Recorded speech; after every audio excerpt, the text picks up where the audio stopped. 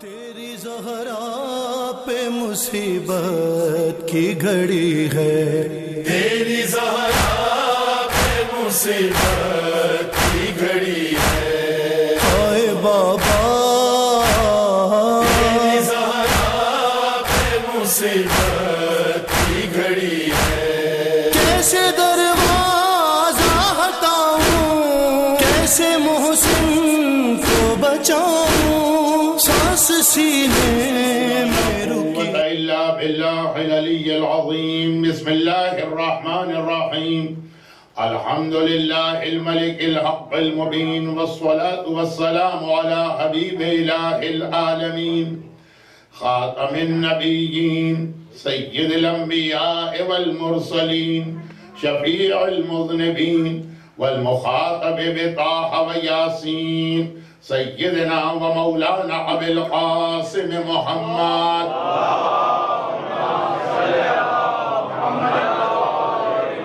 وآلہ الطیبین الطاہرین المعصومین المظلومین المنتجبین المیامین الشہداء، سیما لا بقیت اللہ فی الارضین و حجتہ علی العالمین، عجل اللہم لہ الفرج ولعنۃ اللہ علی اعدائہم اجمعین۔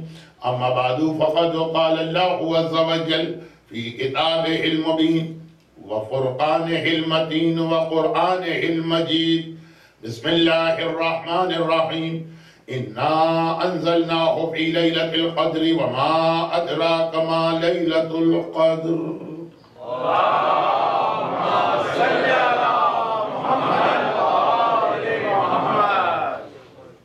سورہ مبارکہ قدر کی مختصر سی تفسیر اس مناسبت سے کی جا رہی تھی کہ اس میں شہزادی کونین کا تذکرہ بھی ہے اور شہزادی کونین پر ڈھائے جانے والے مظالم کے انتقام لینے والے امام زمانہ کا تذکرہ بھی۔ اور جب کبھی شہزادی کونین کے مصائب کا ذکر کیا جائے گا تو خود بخود مومن کا ایمان اسے مجبور کرے گا کہ ان ظالموں کو کنڈیم کرے، تو کس طریقے سے کنڈیم کیا جاتا ہے اس کا بھی طریقہ ہے۔ اسلام ہمیں ایک تہذیب، ایک طریقہ، ایک آداب سکھاتا ہے۔ عبادت کے بھی آداب ہوتے ہیں، تولا کے بھی آداب ہوتے ہیں، تبرع کے بھی آداب ہوتے ہیں، اور یہ سب اس سورہ قدر میں بڑے مختصر طریقے سے آ گیا۔ لیکن اس سے پہلے جو موضوع سورہ قدر کی روشنی میں کل شروع کیا گیا تھا اس پہ بات آگے بڑھائی جائے، ایک جملے کی مختصر سی وضاحت۔ یہ کل کا ایک جملہ تھا۔ اچھا، کل بہت ساری ایسی باتیں آئیں جو تھوڑی سی ایکسپلینیشن چاہتی ہے، مگر 3 مجالس میں یہ ممکن نہیں ہے، تو صرف ایک جملے کی اس لیے وضاحت کہ وہ میرے اس سبجیکٹ سے ذرا سا متعلق بھی ہے۔ آخری مجلس میں شاید اس کو مزید واضح کرنا ہے، اور ماہ یعنی منتھ آف اپریل اس کے حوالے سے ایک ریمائنڈر یا یاد دہانی بھی ہو رہی ہے۔ صرف ایک جملہ، باتیں تو کل بہت ساری ایسی تھی جو ان ایکسپلین رہ گئی۔ میں نے ایک جملہ کہا تھا کہ نہ میں عالم تھا، نہ میں عالم ہوں، نہ ہی عالم بن سکوں گا۔ اب وہ تو کسی اور کانٹیکسٹ میں کہا گیا تھا، لیکن شہید باقر صدر ماہ اپریل، یہی اپریل کا مہینہ تھا جب باقر صدر کو ان کی بہن کے ساتھ صدام نے کس ظلم اور بے دردی کے ساتھ شہید کیا تھا۔ 1980 اور 2013 آج ایگزیکٹ 33 ایئرز اس سال ہو گئے۔ اپریل کا مہینہ، یہی مہینہ۔ ہماری مجالس تو اسلامک کیلنڈر کے حساب سے ہو رہی ہیں، جماعت الثانی کی مجالس، لیکن ذرا سا انگریزی مہینے کا حوالہ آ گیا تو شہید صدر بڑی ایک ٹاورنگ پرسنالٹی تھی، اور جس مختصر سی عمر میں انہوں نے مرجعیت کے اسٹیٹس کو حاصل کر لیا تھا۔ اور پھر ساتھ میں وہ جملہ بھی جو میں اکثر اپنے مراجع کے حوالے سے بیان کرتا ہوں، اسے بھی کہتا چلوں کہ ایک تو ویسے ہی ہر دور میں اینٹی مرجعیت، یا غالباً امریکہ میں اینٹائی مرجعیت کہیں گے، ایک ایسا ہمیشہ سے ایک سلسلہ جاری ہے، اور وہ ہونا بھی چاہیے، یعنی ہیومن نیچر یہی۔ چنانچہ میں نے کتنے بڑے بڑے علماء اور مجتہدین کے حوالے سے واقعات پڑھے کہ ان کی بھی مخالفت ہوئی among ourselves۔ لیکن آج کل یہ چیز ذرا کچھ زیادہ ہو گئی ہے، اور بہت ہی unusual طریقے سے، اس کا بھی ایک کانٹیکس ہے۔ لیکن یہ ساری باتیں میں شروع کر کے انکمپلیٹ چھوڑ دوں، اس سے بہتر یہ ہے کہ میں اس طرف جاؤں ہی نہیں۔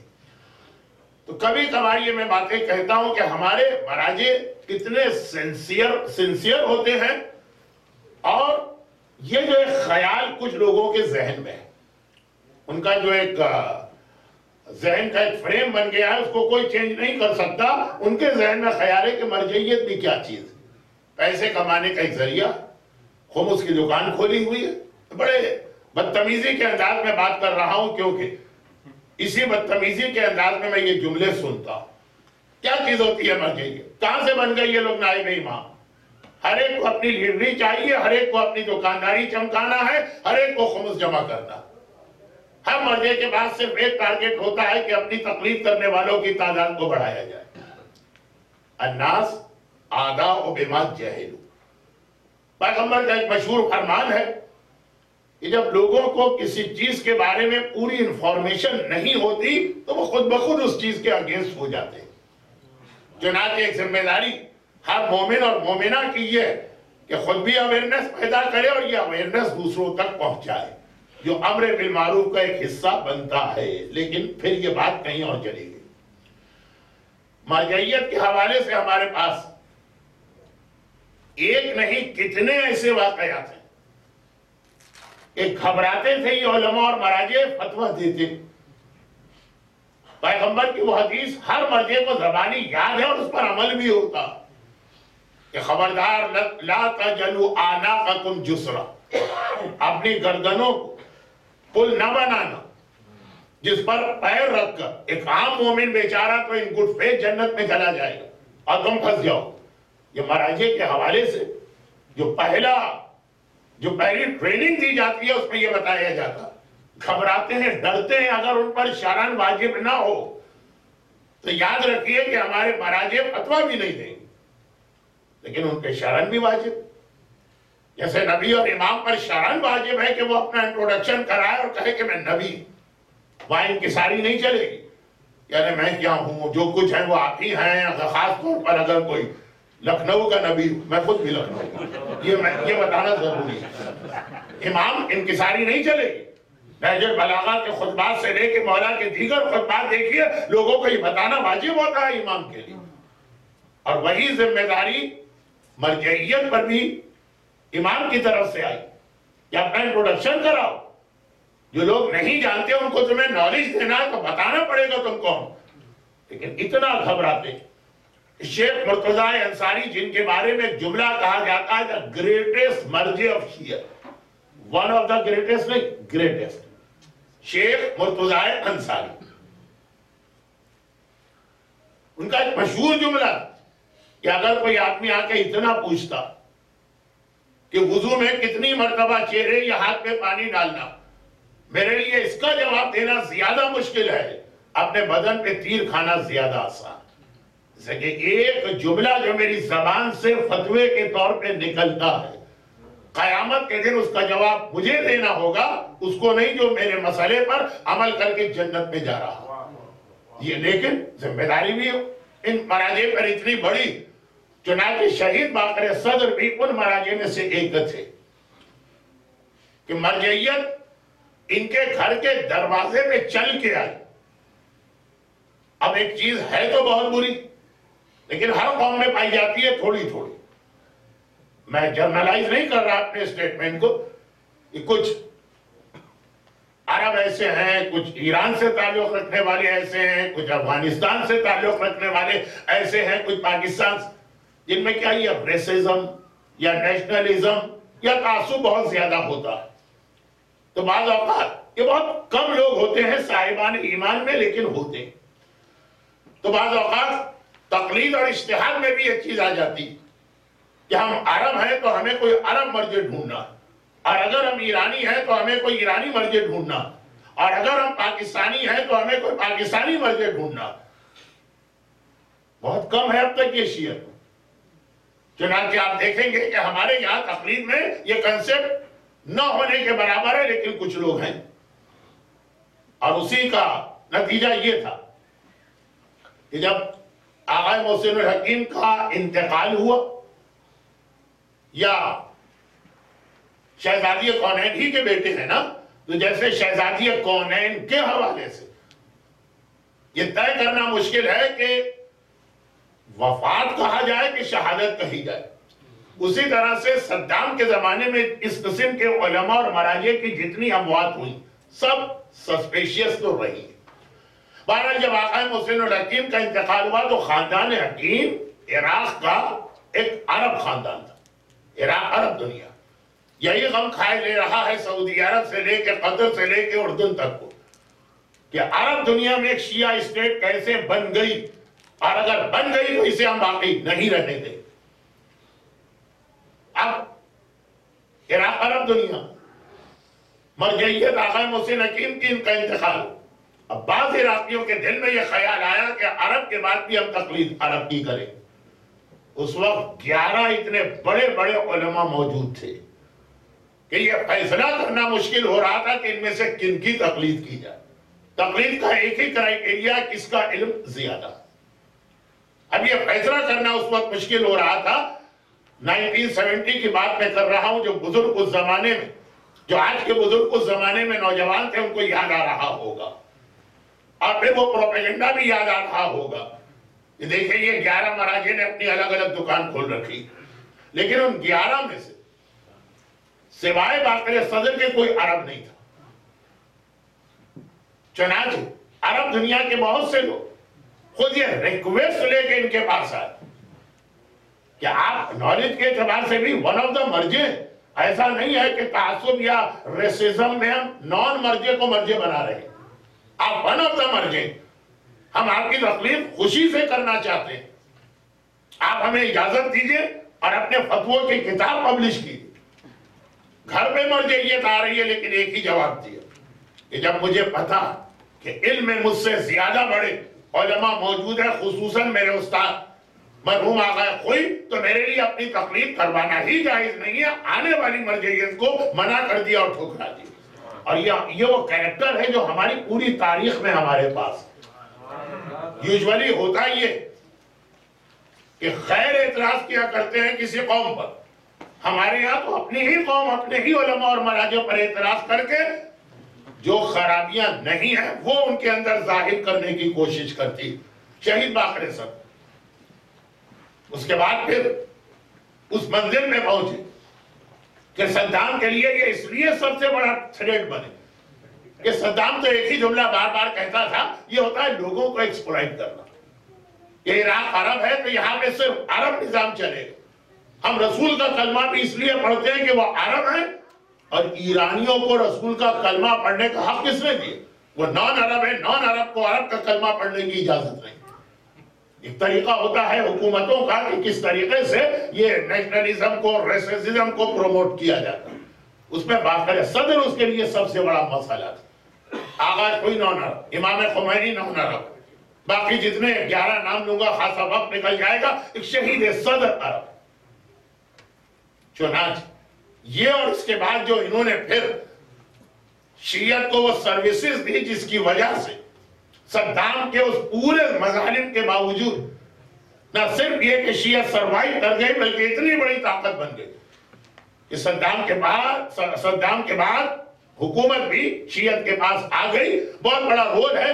تو شہید باقر صدر بچپنے میں یتیم ہو گئے تھے. جو جملہ ایک ایکسپلینیشن چاہ رہا تھا اس کے لیے ذرا سی یہ تمہید لمبی بھی ہو گئی، لیکن چونکہ یہ ہماری قوم کا آج برننگ ایشو، جہاں جائیے، جس محفل میں بیٹھیے، جس گیدرنگ میں آپ جائیے، وہاں پہ ہر جگہ نہ صرف یہ کہ مراجع کی مخالفت بلکہ ایسی بازاری زبان کے ساتھ مخالفت کا بھی ایک طریقہ ہوتا ہے، دشمنی کا بھی ایک طریقہ ہوتا ہے، لیکن لینگویج دیکھا کر ایسی فاؤل لینگویج. اور ان میں سے بعض لوگ بدقسمتی سے کی پوسٹ پہ پہنچ جاتے ہیں، بعض آرگنائزیشنز کی، بعض سینٹرز کی. تو خیر یہ ایک اور ٹاپک بن جائے گا، فی الحال مختصر بات یہ ٹھیک ہو گئی. یہ فیملی بیسیکلی کاظمین کی، آغا حکیم خاندان نجف کا، صدر خاندان کاظمین کا. اور میں اکثر ایک ریکویسٹ کیا کرتا ہوں زائرین سے، مجھے خود بھی بعض اوقات یہ لگتا ہے کہ لوگ یہ نہ سمجھیں کہ مولانا غیر معصوم کو معصوم کے اسٹیٹس پر لانے کی کوشش کر رہے ہیں، نعوذ باللہ. لیکن پھر بھی میں یہ ریکویسٹ کرتا ہوں کہ آپ کربلا جائیں گے، یقیناً آپ کا اصل مقصد ہی، سب سے بڑا مقصد نہیں، اصل مقصد ہی آقا حسین اور آقا عباس کے روضے کی زیارت. لیکن ذرا سا وقت نکال کے صرف 5 منٹ ان بڑے بڑے علماء اور مراجع کی قبروں کی زیارت بھی کر لیں جو اسی حرم کے صحن میں موجود، اور خاص پہ نجف امام علی کا حرم. چپے چپے پہ، قدم قدم پہ آپ کو ایسے علماء اور مراجع کی قبور ملے گی. اور پھر کاظمین کو تو یہ فخر حاصل ہے کہ 7ویں امام کے روضے میں ان شیخ مفید کی قبر آج بھی موجود ہے، اور بہت ہی نمایاں، جن کا مرثیہ امام زمانہ نے کہا، اور وہ مرثیہ اس قبر پہ آج بھی لکھا ہوا. محمد وآل محمد صلوات. امام زمانہ مرثیہ کہیں گے، ہم اور آپ کرٹیسائز کریں گے ان لوگوں کو، وہ ایک الگ چیز. تو اب کاظمین شیخ مفید ہے، خواجہ نصیر الدین طوسی ہے. یقیناً آج کل ایک پرابلم ہو گیا، یہ پرابلم میری مجلس کے آخری حصے کا ٹاپک بننے والا، اور وہ کیا ہے کہ عورت اور مرد کا حجاب اسلام میں ہے. مرد کے لیے بھی ہے، عورت کے لیے بھی ہے، یہ ون وے ٹریفک نہیں. اور اس حجاب کی وجہ سے جو زری کو 2 حصوں میں تقسیم کیا گیا، تو شیخ مفید کی قبر کی زیارت لیڈیز نہیں کر سکتی ہے، خواجہ نصیر الدین طوسی کی قبر کی زیارت مرد نہیں کر سکتے. اسی حرم خاندان صدر کی کتنی قبریں، کہ جب آپ 9th امام کی قبر کی زیارت کے لیے انٹر ہوتے تو پہلے یہ خاندان صدر، تو بتانا یہ چاہ رہا تھا کہ یہ لوکل کاظمین کا خاندان. شہید صدر بچپنے میں انتقال ہو گیا، شہید باقر صدر کی بات کر رہا ہوں، جو 80 میں صدام نے انتہائی مظلومیت کے ساتھ اپریل کے اس مہینے میں شہید کیا، ان کی بہن سمیت. اور انہیں علماء کا لباس پہن کے، جو صبح کے وقت حوضہ علمیہ کے اسٹوڈنٹس حرم میں آتے ہیں اور تعلیم حاصل کرتے ہیں اور شام کو جاتے ہیں، بہت اچھا لگتا. ماں جوانی میں بیوہ ہو گئی، بچہ 8 یا 9 سال کا ہے، بلکہ اس سے بھی کم. ماں سے جا کے کہا کہ مجھے بھی ایسا عالم بننا، یا امامہ پہننا ہے، یا ابا پہننا ہے، یا قبا پہننا. ماں بڑی سمجھدار تھی. ماں کا رول، جو میں نے کہا کہ ان تاریخوں کی مناسبت سے بھی یہ واقعہ بیان کر رہا ہوں، اور یہ جملہ میں عرض کر چکا تھا کہ اس واقعے کا، کہ ماں کا جو رول آ رہا ہے وہ شاید کل کی مجلس میں آئے، آج کی مجلس میں نہیں، لیکن بہرحال واقعہ بھی. ماں بہت سمجھدار تھی، اور اس کے اسی جملے کو ذہن میں رکھ کر کل میں نے کہا تھا کہ میں عالم بن بھی نہیں سکتا. کہا کہ بیٹا اگر بس ایسا عالم بننا کہ گئے نماز پڑھائی، گھر میں آ گئے، درس دیا، گھر میں آ گئے، کھایا پیا، زندگی گزار دی، تو نہیں بنا. اور اگر ویسا عالم بننا چاہتے ہو جیسے امام چاہتے ہیں، جس میں دین کی خاطر ہر شے قربان کر دینا پڑتی، تو میں کل ہی صبح تمہیں جا کے حوضہ علمیہ میں داخل کراتی. شیخ مفید کا نام ابھی آیا تو آپ کو سید رضی اور سید مرتضیٰ کا بچپنا یاد آ گیا ہوگا، کیونکہ اہلے کے اندر علماء کے واقعات بہت زیادہ پڑھے جاتے ہیں. یہ میں نے اس لیے کہا کہ اس سے پہلے کہ ہمارے مہندی بھائی کہیں کہ مولانا یہ باتیں تو ہم سنے ہوئے، میں نے پہلے ہی وضاحت کر دی کہ میں یہ واقعات نہیں پڑھ رہا ہوں، کیونکہ یہاں بہت زیادہ علماء کے واقعات بیان ہوتے ہیں، مجھے پرسنلی معلوم. ماں نے کہا کہ ایسا عالم بننا ہے کہ ویسا. اب 8 سال یا 7 سال کا بچہ، لیکن جینیس بچہ تھا، جو بعد میں شہید صدر کے نام سے آیا، اس وقت تو باقر کہلاتے تھے. کہا کہ اماں میں اس کا جواب آپ کو سوچ کے بتاؤں. اور 1 مہینے کے بعد آیا اور کہا کہ ماں میں ویسا ہی عالم بننا چاہتا ہوں. جو دین کی خاطر، اسلام کی خاطر، مقصد حسین کی خاطر ہر قربانی دینے کو تیار. ماں نے پوچھا کہ یہ 1 مہینہ بہت زیادہ وقت نہیں تھا جو تم نے سوچنے میں لگا دی؟ کہا کہ نہیں، خالی سوچا نہیں، میں نے اپنے آپ کو ٹیسٹ بھی کیا، میں نے اپنا ٹرائل بھی کیا. پورا 1 مہینے میں نے بغیر رمضان کے روزے رکھ کے گزارے کہ عالم بنوں گا تو کیا ہوگا، فاقے برداشت کرنا ہوں گے. عالم بنوں گا تو کیا ہوگا، بہت ہی لو پروفائل پہ جا کے زندگی گزارنا پڑے گی. عالم بنوں گا تو کیا کیا زحمتیں ہوں گی. پورا 1 مہینہ میں نے فاقے کے ساتھ گزارا، روزے سے زیادہ سخت فاقہ. روزے میں تو چند گھنٹے آپ کھانا پینا بند کیجئے، اس سے ڈبل افطار کے وقت کھا لیجئے. لیکن میں نے تو افطار، کیونکہ روزہ نہیں تھا نا، تو افطار بھی نہیں کیا، رات کو مختصر سا پانی اور 1 روٹی. جب میں نے دیکھا کہ ہاں مجھ میں اتنی طاقت ہے کہ دین کی خاطر بھوک پیاس ہر امتحان دے سکتا ہوں، تب میں نے آ کر آپ سے ریکویسٹ کی، ایسی قربانی دینے کو جو تیار ہو وہی عالم بنے. چنانچہ کل جو میں نے جملہ کہا تھا اس کا بیک گراؤنڈ یہ بھی ایک تھا. بہت بڑی ذمہ داری ہوتی، کیونکہ اس عالم کا سب سے بڑا کام اس انداز سے اسلام اور مقصد اہل بیت کو بچانا. مقصد اہل بیت کا ایک نام ہے ولایت، اور یہیں سے میں اپنے کل کے موضوع سے ملا. شہزادی کونین کے بہت سارے ٹائٹل، نام تو فاطمہ ہے لیکن اس کے علاوہ زہرا، بطول، محدثہ، علیمہ، تقیہ، راضیہ، مرضیہ، نقیہ، ام ابیہ. ایک لقب شہزادی کونین کا ہے مدافع ولایت. کل شہزادی کا ایک لقب اور آیا، لیلۃ القدر. کل کی مجلس انا انزلناہ فی لیلۃ القدر وما ادراک ما لیلۃ القدر، یہ بھی شہزادی کا ایک لقب. اس میں ایک لقب ہے مدافع ولایت، ڈیفینڈر آف ولایہ. ایک جملہ میں مجلسوں میں اکثر کہتا ہوں، اور کل جو آخری مجلس ہوگی اس سال کی، یہ 3 مجالس کی، شاید اس میں بھی یہ کہ کائنات کا مشکل کشا علی اور علی کی مشکل کشا زہرا.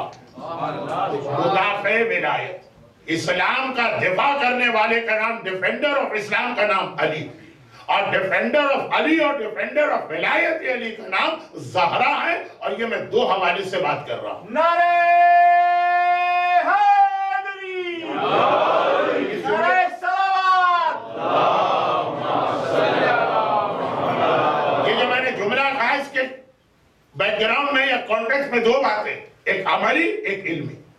عملی تو آپ تاریخ میں پڑھی کہ جب شہزادی کے گھر کا دروازہ جلایا گیا اور وہ مظالم ہوئے تو شہزادی کتنی کمزور ہو چکی، صرف ایک جملہ، اتنی کمزور ہو چکی کہ کمر پہ تو وہ کوڑا تھا اور پسلیاں ٹوٹی ہوئی. نماز کا وقت آتا تھا، نماز کا، تو شہزادی اس طرح سے اپنے بستر سے مصلے پہ جاتی تھی کہ ایک ہاتھ دیوار پہ ہوتا تھا، دوسرے ہاتھ سے ٹوٹی ہوئی پسلیوں کو سنبھالتی اور لڑکھڑاتے ہوئے چل رہی اور مصلے پہ جا کے عبادت کر رہی. اس حالت میں رات کے اندھیرے شہزادی مدینے میں ان تمام لوگوں کے گھروں پہ گئی جنہوں نے غدیر خم میں میرے مولا سے بیعت کے ساتھ ساتھ اظہار وفاداری بھی کیا تھا. ایک وہ تاریخ کا ایک ایسا حصہ ہے جس کے پڑھنے کا نہ وقت ہے اور نہ ہی اتنی طاقت اور حوصلہ. وہ پریکٹیکل اور عملی اعتبار، علمی اعتبار سے مدافع ولایت، ڈیفینڈر آف ولایت. صحیح بخاری کا ایک جملہ قیامت تک کے لیے ایک ایسی دلیل بنتا، ساخطۃ حتی ماتت. صحیح بخاری میری فیلڈ نہیں، اس کے لیے دوسرے لوگ ہیں، یہ میرا شعبہ نہیں، لیکن یہ والی حدیث ساخطۃ حتی ماتت. زہرا اتنی ناراض رہی حتی ماتت، یہاں تک کہ ان کی موت ہو. یہ کہنا ضروری، اس لیے کہ کتنی ہی حدیثوں میں یہ تبدیلی کی گئی. ہاں ناراض تھے لیکن بعد میں راضی ہو گئے تھے. کتنی حدیث. عثمان نے جب مروان ابن حکم کے باپ حکم ابن عاص کو مدینے بلائے، پیغمبر نے طرید الرسول اس کا لقب، پیغمبر نے اس آدمی کو مدینے سے یہ کہہ کے نکالا تھا کہ خبردار اس آدمی کو کبھی میرے شہر مدینے میں انٹر نہ ہونے دینا. عثمان نے بلا لیا، سمجھی بھی ہے، کزن بھی ہے. لوگوں نے کہا کہ میں رسول کے اتنے سخت انسٹرکشن تھے، کہا کہ ہاں وہ تھے لیکن آخری وقت میں نے ان سے بات کر کے پیغمبر کو راضی کر لیا. اور ایسے اور کتنے جملے. ٹیمپریری میرج کے بارے میں بھی یہی کہا گیا. ہاں رسول نے اجازت دی تھی لیکن مرنے سے کچھ پہلے اس کو حرام کر دیا. تو یہ جو ایک لوگوں نے نسخہ نکالا ہے کہ اپنی طرف سے یہ ایڈیشن جہاں دل چاہے کر لو. حرام کو حلال، حلال کو حرام، دشمن رسول کو محب رسول بنا ڈالو. بلکہ کچھ بزرگ ایسے ہیں جن کو شاید یہ واقعہ یاد ہو. سر سید احمد خان کے بیٹے کا جسٹس محمود پھانسی میں چڑھایا گیا اور وہ رسہ ٹوٹ گیا اور وہ مجرم گر پڑا تو انہوں نے اس کی جان بخشوا دی. تو آگے پھر یہ لفظ آتا ہے کہ ہینگ یا ٹل ڈیتھ کا جو اضافہ اب کرنا پڑتا ہے قانون. یہ نوجوانوں کے لیے نہیں، ان کی سمجھ میں بھی نہیں آئے گا کہ مولانا کیا بول کے کہاں سے آگے بڑھ گئے. مجھے یہ گھڑی بہت پریشان کر رہی ہے اس لیے میں بہت آگے بڑھ گیا. لیکن ساخے ترتن ناراض تھی زہرا، یہاں پہ اگر روایت آتی تب بھی کافی تھی، مگر پھر بھی لوگوں کو چانس مل جاتا اس کے اندر بہت سارے ایڈیشن کا. تو امام بخاری نے پوری روایت لکھی حتی ما تک. یہ جملہ علامہ عبد الحسین امین شہزادی کونین کے 2 لقب پہ آج مجھے بات کرنا تھی. ایک پہ کل بات ہو گئی تھی، 2 پہ آج بات کرنا تھی، لیکن وہ 2 تو ابھی رہ گئے. یہ چوتھا لقب The defender of ولایت علی، علامہ عبد الحسین امین. بہت مشہور ان کا واقعہ. یہ ہماری تاریخ کے اور ریسنٹ ہسٹری کے بہت بڑے عالم. الغدیر ماسٹر پیس ان کی ہے جو غدیر کی موضوع پہ 10 والیوم میں انہوں نے کتاب لکھی. البتہ خود وہ بھی اقرار کرتے اور نجف حکم کا پورا حوزہ علمیہ بھی اقرار کرتا یہ غدیر کے عنوان پہ اصل کتاب جو لکھی گئی وہ لکھنؤ سے لکھی گئی. میر حامد حسین اور ان کے بیٹے سرکار ناصر باللہ.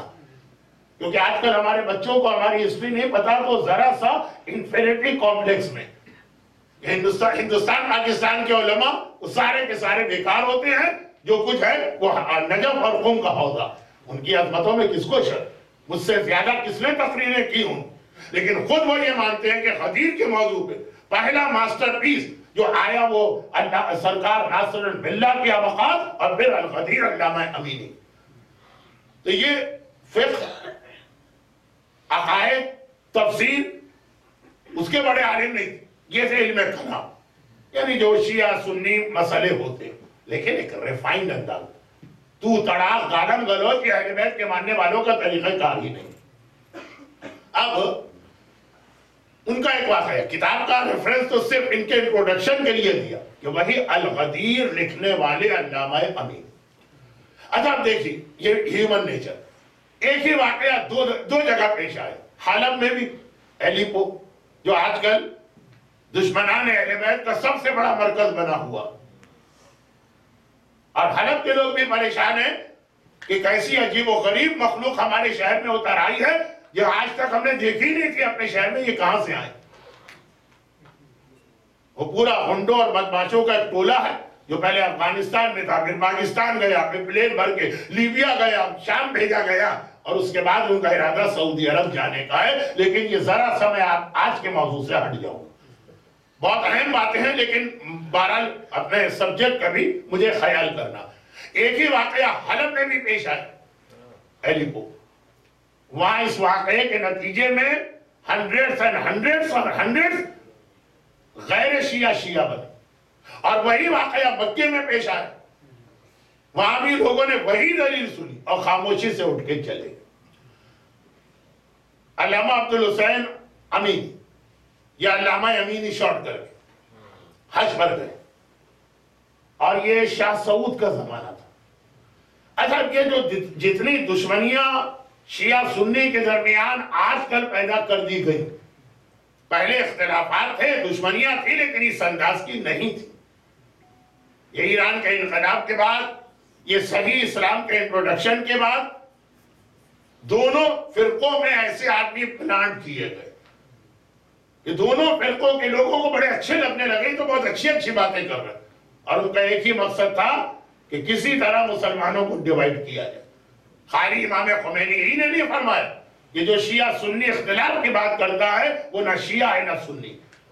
آغا سیستانی نے بھی حال میں یہ کہا کہ یہ آپ کے بھائی ہیں اور بھائی کی طرح سے ان کے ساتھ ٹریٹ کریں گے. لیکن باتیں بہت بڑھتی چلی جائیں گی تو میں پھر اصل واقعے پر ہوں. جب وہ مکہ مکرمہ حج پر گئے، ایک پرسنالٹی تھی، اور لبنان کے سارے شیعہ سنی کرسچن سب جانتے کہ کتنی پاورفل پرسنالٹی ہے. تو مکے میں خانہ خدا کے امام جماعت نے دعوت دی.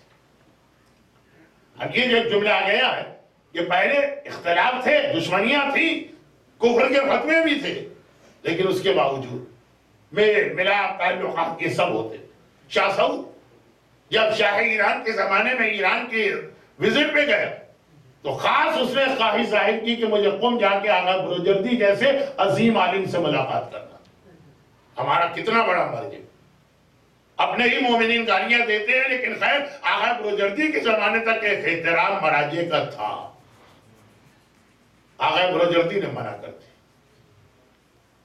مہمان آ رہا ہے، منع کرنے کی ضرورت نہیں تھی، لیکن کہا کہ وہ یہاں قم میں آئے اور میرے گھر آئے گا. شاہ سعود معصومہ قم کے روضے پہ نہیں جائے گا، تو ان کے عقیدے کا مسئلہ، اور میں یہ برداشت نہیں کر سکتا کہ کوئی شہزادی معصومہ قم کے شہر میں آئے اور نعوذ باللہ ان کو اگنور کر کے مجھ سے ملاقات کے لیے.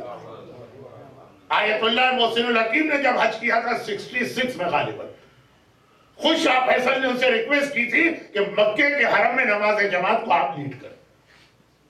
میں یہ بتا رہا ہوں کہ وہابیت پہلے بھی تھی، لیکن یہ کچھ انیوژول طریقے سے دشمنیاں بڑھائی گئی ہیں. تو آغا امینی وہ ان دونوں مراجع کے مقابلے میں سٹیٹس وائز بہرحال کم ہے. یہ توہین کا جملہ نہ بنے. چنانچہ بلائے گئے. دعوت تو بہت آئی لیکن وہ سب کو منع کرتے رہے. الغدیر ایسی کتاب لکھی امام علی کی ولایت پر، لیکن اننیسیسری شیعہ سنی بحث میں وہ لگنا نہیں چاہتے. جو آج کل کے چھوٹے چھوٹے بچے ابھی صحیح معنوں میں وہ شاید پیدا بھی نہیں ہوئے اور اتنے بڑے بڑے مسائل میں دخل دینے لگے. کہ یہ اننیسیسری مسئلہ وہ اپنا عقیدہ بدلیں گے نہیں اور بلا وجہ ایک دشمنی بڑھتی چلی جائے گی. ہر جگہ منع کیا، لیکن جب امام کعبہ نے اسے ریکویسٹ کہ بہرحال آپ اتنے بڑے عالم آئے ہیں اور ہم آپ سے استفادہ کرنا چاہتے ہیں کہ بس یہی بات، میں آ جاؤں گا کھانے پہ لیکن کوئی کسی قسم کی بحث آرگومنٹ مناظرہ نہیں ہو. کہا چلے یہی صحیح. آ گئے مکے کے سارے بڑے علماء جمع کیے گئے. یہ ایک شیعہ عالم کے آنر میں دعوت دی جا رہی. اور اس کے بعد کھانے کے بعد بیٹھے ہوئے تو کسی ایک عالم نے، سب پری پلان تھا، کہا کہ میں خالی بیٹھے ہیں، بک بک گپ شپ غیبتیں تہمتیں، جہاں بات شروع ہوتی کتنی ہی اچھی بات آپ شروع کر کے شیطان اس کو ڈائیورٹ کر کے حرام کی جانب لے ہی جاتا. تو اس نے کہا بات بڑی اچھی کہی، کلمۃ الحق یراد بہل باطل. مولانا نہج البلاغہ میں تو فرمایا کبھی کلمہ حق ہوتا، سامنے والے کا ارادہ اس سے باطل ہوتا ہے. جیسے کلمہ حق ہے کہ ہم مصائب سیدہ دنیا کو بتانا چاہتے ہیں، لیکن ارادہ جو ہے مصائب سیدہ نہیں ہوتا ہے، مسلمانوں کے درمیان ڈیویژن پیدا کرنا ہوتا. خیر، تو اب بات بہت اچھی گئی. بھئی ہم لوگ خالی بیٹھے کھانے کے بعد دنیا بھر کی باتیں کر رہے ہیں، فضول. ایسا کیوں نہ کریں، کلام رسول.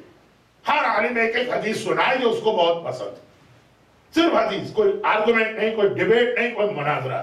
بات یہ بھی اچھی بات. اب شروع ہوئی حدیث اور ساری حدیثیں ایک ہی انداز کی.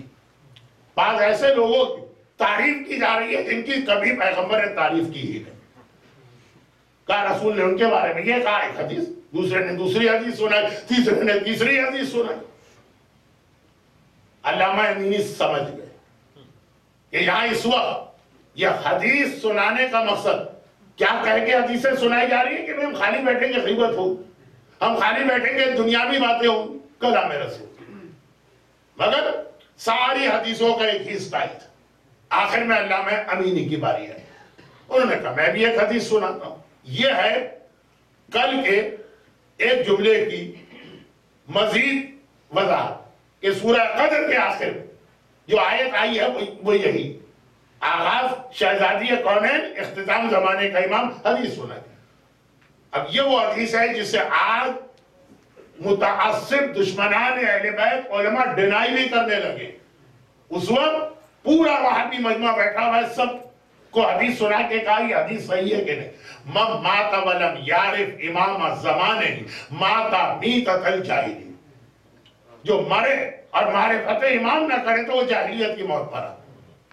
کہا یہ حدیث صحیح ہے کہ نہیں؟ سارے علماء نے کہا بالکل صحیح, یہ تو ہمارا نظریہ ہے, یہ تو ہمارا عقیدہ.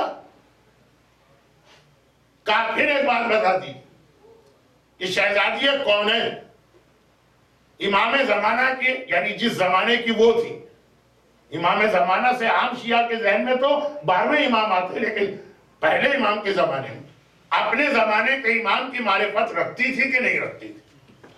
جس زمانے میں شہزادی تھی اس زمانے میں جو بھی امام ہوگا, رسول کی بیٹی اپنے زمانے کے امام کی معرفت رکھتی تھی کہ نہیں رکھتی؟ اگر آپ کہہ دیں کہ نہیں رکھتی تھی تو گویا آپ کہہ رہے ہیں کہ فاطمہ جاہلیت کی موت مری. ہو سکتا ہے کہ آج کوئی ایسا سخت متعصب دشمن اہل بیت ہو جو یہ کہہ دے, لیکن نہیں, اس وقت یہ وہابی علماء بھی. اور میں 500 سال پہلے کی بات نہیں کر رہا, 50-55 سال پہلے, ان میں بھی یہ ہمت نہیں.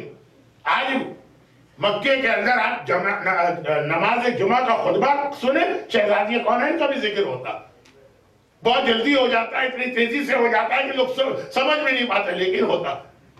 شہزادی کی ذات تو ایسی ہے کہ جس میں کسی فرقے میں اختلاف نہیں. یہ بتائی کیا فاطمہ جاہلیت کی موت پر سارا مجمع توبہ توبہ کرنے لگا؟ یہ کیسے ہو سکتا؟ رسول کی بیٹی جاہلیت کی موت تمہاری نہیں سکتی. تو کہا بتائیے ان کے زمانے کا امام کون؟ وہ تھا جسے آپ کہتے ہیں. تو پھر یہ کیسے جملہ آ گیا ساخطۃ حتی ماتت, فاطمہ اس سے تو اتنا ناراض رہی کہ مرتے دم تک ناراضگی ختم نہیں.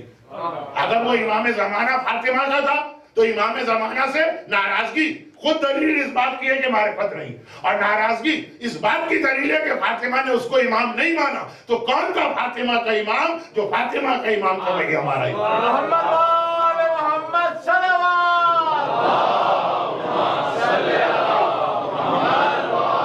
اردو بڑی اسٹرانگ ہو گئی ہے, یوتھ اور ینگسٹر تو سمجھ بھی نہ پائے کہ میں کیا سے کیا کہہ گیا. لیکن یہی واقعہ ایلیپو یا حلب میں بھی ہوا تھا.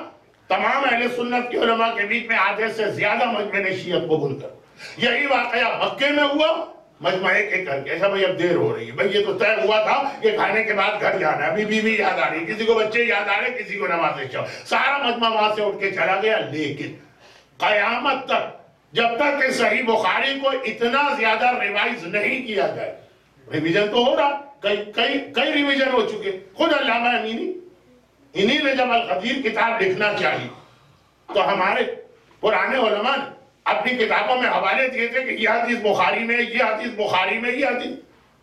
مصر پرنٹنگ کا بہت بڑا سینٹر تھا اس زمانے میں. بخاری منگوائی وہ حدیثیں ہی اس کے اندر نہیں, وہ چھکرا کے رہ گئے. کیا جب ہمارے علماء نے غلط بیانی کی, علامہ ہلی نے لکھا کہ بخاری کی یہ حدیث, اور یا پھر یہ بخاری کے اندر کوئی گڑبڑ ہوئی خاص اس مقصد کے لیے. مجھے اس مجمع میں حیدرآباد دکن کا کوئی مومن نظر نہیں آ رہا, لیکن ہوگا ضرور. تو خاص اس مقصد کے لیے وہ حیدرآباد دکن ہے, سالار جنگ کے میوزیم میں بیٹھے کہ جہاں بخاری کے 400-500 سال پرانے پرنٹ موجود, اور وہ ساری حدیثیں اس کے اندر مل گئی جسے شیعہ علماء اس سے پہلے کوٹ کر چکے تھے, اور 100 سال پہلے کی بخاری میں نکال دیا گیا. تو جب تک کہ بخاری کو مزید فلٹر نہیں کیا جاتا اور ساخطۃ حتی ماتت کا جملہ موجود, آج وہ عملی اعتبار سے فاطمہ نے جس طرح ولایت کا دفاع کیا, وہ اپنی جگہ علمی اعتبار سے بھی فاطمہ کی ناراضگی ولایت علی کا سب سے بڑا دفاع بن رہی ہے. اسی لیے میں نے کہا کہ علی سب کے مشکل کشا ہے, فاطمہ علی کی بھی مشکل کشا ہے. خوشنو دیے جناب فاطمہ الزہرا, بلند تر صلوات.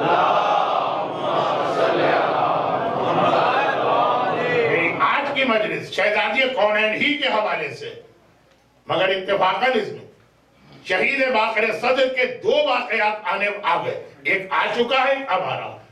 تو یہ مت سمجھئے میں موضوع سے بدلا بہرحال.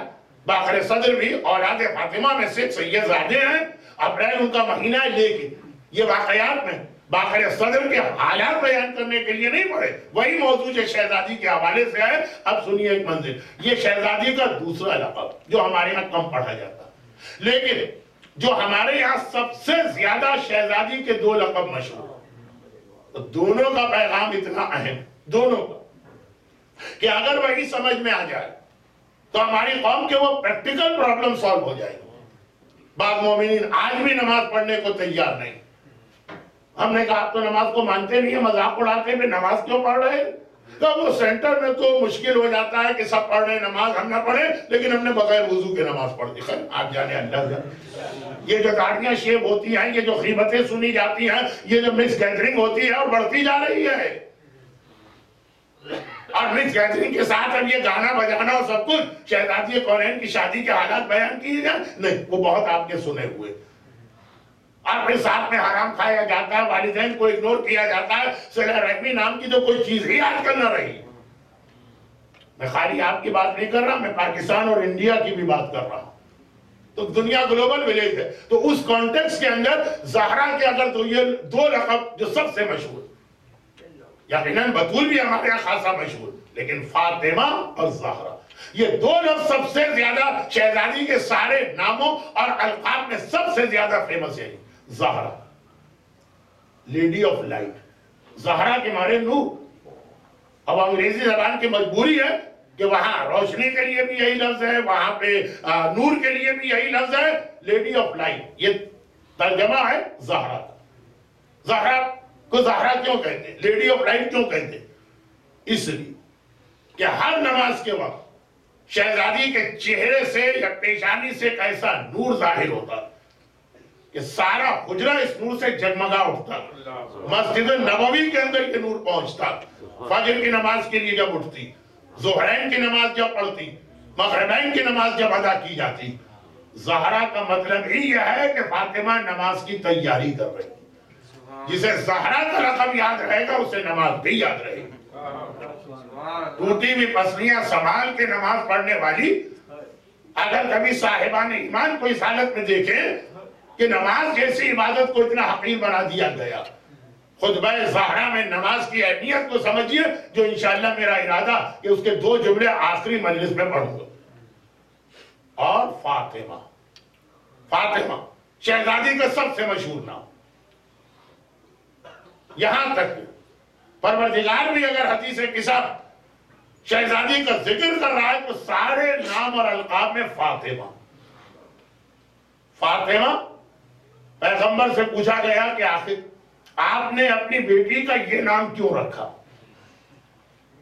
چونکہ ابھی آپ اسی اسلامک منتھ 20 جمادی الثانی کو شہزادی کی ولادت کی محفل میں شریک ہوگی، تو شہزادی کی ولادت کا پورا واقعہ اس میں آئے، وہ بھی بہت امپورٹنٹ واقعہ ہے۔ اس کا اختتام اس بات پر ہے کہ جب مکے کے سارے مسلمان گھبرا کے رسول کے گھر میں آئے کہ یا رسول اللہ، ابھی رات کے اندھیرے، فجر کے قریب، بلکہ فجر کے وقت آپ کے گھر سے اتنی روشنی ہم نے ظاہر ہوتے دیکھی کہ ساری دنیا جہاں تک ہماری آنکھ جا رہی تھی جگمگا گئی۔ پیغمبر نے کہا کیونکہ اللہ نے مجھے وہ بیٹی دی ہے جو معراج کا تحفہ۔ لوگوں نے کہا کہ یا رسول اللہ نام کیا ہے؟ کہا میں نے نام فاطمہ رکھا۔ یہ نام کیوں رکھا گیا؟ پہلے دن ولادت کے دن روایت، چونکہ ابھی آپ سنیں گے 20 جمادی الثانی کو، اس اعتبار سے میں اس کو پورا نہیں پڑھ رہا ہوں، کہ اس لیے کہ اللہ فاطمہ کے معنی ہے آزاد کرنا، جدا کرنا، چھڑوا دینا، 2 چیزوں کو الگ الگ کرنا۔ کہا چونکہ میری اس بیٹی کے ذریعے سے اللہ ہمارے شیعوں کو جہنم کی آگ سے الگ کیا، مجھے وہ بیٹی ملی ہے جو ہمارے شیعوں کو جہنم کی آگ سے آزاد کرائے گی، الگ کرائے گی، جدا کرائے گی، فاطمہ۔ اب یہ وضاحت تو شاید پہلے میں اچھی نہ ہو، جانور کا بچہ جب اتنا بڑا ہوتا کہ اب اس کا آنر، جانور کا آنر بچے کو ماں کے دودھ سے الگ کرنا چاہتا، اس کو کہتے ہیں فاطمہ، تو اس طرح سے الگ کرو، کہ جہنم کی آگ سے ہمارے شیعوں کو الگ کریں گے۔ اس کا مطلب یہ نہیں ہے جو کل کی مجلس میں رحمان اور رحیم کا مطلب آئے کہ فاطمہ ہمیں جہنم کی آگ سے اس طرح الگ کریں گی، کہ ہم جان بوجھ کے نمازیں قضا کرتے جائیں. فاطمہ کہیں چلو میں تمہیں اس عذاب سے بچاتی ہوں. ہم جان بوجھ کے بے حجابی اختیار کریں, ہم جان بوجھ کے شرابیں پیئیں, ہم جان بوجھ کے فعل حرام کریں, ہم جان بوجھ کے دوسرے کا حق ماریں. فاطمہ کہیں میرا نام فاطمہ, میرا کام یہ ہے کہ تمہیں جہنم کی آگ سے بچاؤں. تمہارا کام کیا ہو گیا؟ نعوذ باللہ گناہ کرو. ہمارا کام کیا ہو گیا؟ تمہیں جہنم کی آگ سے بچائیں. یہ مطلب نہیں. فاطمہ عربی کا لفظ ہے, اس کے معنی بھی عربی ڈکشنری میں دیکھنا. باقر صدر کا ایک واقعہ ہے, میں بہت پڑھتا ہوں بہت, اس لیے اس کو بہت ہی شارٹ کر دیتا ہوں. یہ واقعہ شہید باقر صدر کی وجہ سے نہیں پڑھ رہا ہوں, لقب فاطمہ کو سمجھانے کے لیے پڑھ رہا ہوں. اور وہ یہ ہے کہ ایک بات, اب شہید باقر صدر ایک علمی شخصیت, ہمارے تمام مراجع کے حالات میں یہی کہ کتاب ان کے ہاتھ میں آتی ہے تو ایسے کھو جاتے ہیں کہ نہ کھانے کا ہوش رہتا ہے, نہ آرام کا ہوش رہتا ہے, نہ نیند کا ہوش. ان کو یہ پتا چلا, اور بہت ہی سینسیٹیو موضوع کو میں ذرا دور رہتے رہتے اصل جملے پہ آتا. انہیں پتا چلا کہ آج تک محمد ابن یعقوب کلینی سے لے کے آقا بروجردی اور آقا حکیم تک شیعہ علماء کی ایبسولوٹ میجورٹی جس عمل کو حلال قرار دیا, پاکستان میں کچھ لوگ اس کو حرام سمجھتے, چلے خیر, اور ایک عالم نے کتاب لکھ کے یہ ثابت کیا ہے کہ وہ عمل حرام ہے. ہمارا حوزہ علمیہ بہت ہی زیادہ اس میں فریڈم آف ایکسپریشن, بڑے سے بڑے مرجع فتوے دیتے ہیں کہ شاگردوں کو حق ہے کہ استاد کو ٹوک دے. جہالت والا ٹوکنا نہیں, پہ ٹوکے تو علمی دلیل کے ذریعے سے, اور خوش ہوتے ہیں مراجع, بلکہ اسی سے جج کرتے ہیں کہ یہ اسٹوڈنٹ ابھی مجتہد بنا, یعنی اس میں اپنا پرسنل اوپینین قائم کرنے کی صلاحیت آ گئی کہ نہیں آئی. تو یہ ہمارے ہاں تو بڑی اچھی بات مانی جاتی ہے. مراجع اپنے فتوے واپس لے لیتے ہیں اگر آپ علمی طریقے سے ان کو کنونس کرتے ہیں. مگر ایک ایسا مسئلہ جس پہ 99% شیعہ مراجع کہتے ہیں کہ وہ حلال ہے, اور ایک عالم نے ایک کتاب لکھی جس میں قرآن حدیث سے پروف کیا کہ یہ حرام. شوق, سسپینس کریٹ ہو گیا ان کو, ان کا دل جانے لگا کہ میں اس عالم کے علم سے استفادہ کروں, اس کی دلیلیں دیکھوں. چنانچہ یہ واقعہ مرحوم علامہ ذیشان حیدر جوادی نے بھی مجھ کو سنایا, اور ویسے بھی نجف میں بہت مشہور واقعہ. انہوں نے پاکستان کے کچھ علماء سے جو نجف میں سیٹل تھے یہ ریکویسٹ کہ بھائی یہ کتاب کسی طرح سے ہمیں منگوا کے دے دو. چنانچہ کتاب آ گئی پوسٹ کے ذریعے, ایک دن میں تو نہیں آئی, انتظار روزانہ پوچھتے, وہ کتاب آ گئی, وہ کتاب آ گئی, وہ کتاب آ گئی. جسے کتاب کا شوق ہوتا ہے, اور اللہ نے ایک برکت بھی رکھی ہے بک ریڈنگ.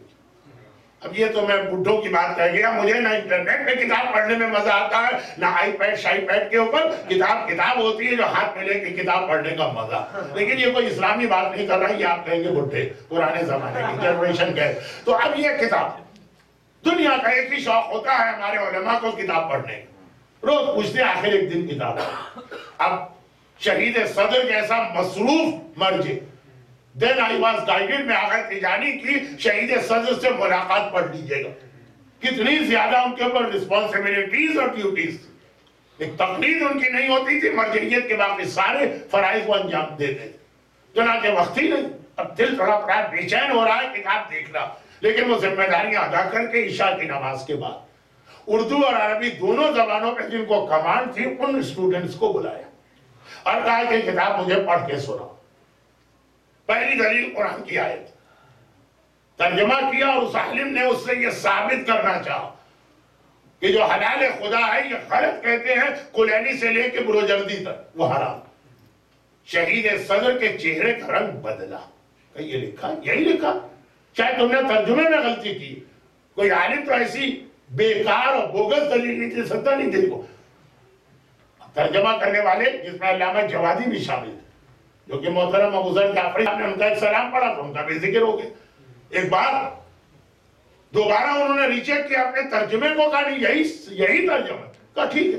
ایک عالم کسی مسئلے پہ 15 دلیلیں دیتا, 5 بہت اچھی ہوتی ہے, 5 بیچ کی ہوتی ہے, 5 کمزور بھی ہوتی ہیں, وہ چل جاتا. اگر 5 اسٹرانگ دلیل ہے, اگلی دلیل پڑھو, اگلی ایک آئے, اس سے ایک نتیجہ نکالا. شہید کو یقین نہیں آیا کہ صحیح ترجمہ ہے, کہ صحیح. اچھا آگے پڑھو, 4 یا 5 دلیلیں جو قرآن کی آیتیں, کہاں بند کرو یہ کتاب.